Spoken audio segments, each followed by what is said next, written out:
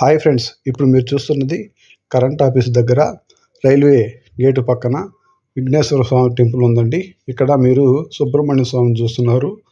ఇక్కడ ఈ స్వామి ఇక్కడ నాలుగు పడగలతో కూడా సుబ్రహ్మణ్య స్వామి ఉంటారు. ఇక్కడ ఆంజనేయ స్వామి కూడా ఉన్నారండి. విఘ్నేశ్వర స్వామి చాలా మహిమైన విఘ్నేశ్వర స్వామి. ఈ స్వామి అనుకునేటివన్నీ సకాలంలో జరుగుతాయి. ఈ సత్యమైన విఘ్నేశ్వర స్వామి అండి. ఈ సంకట చతుర్దశి రోజు ఇక్కడ ప్రత్యేక అభిషేకాలు, పూజలు అన్నీ జరుగుతాయి.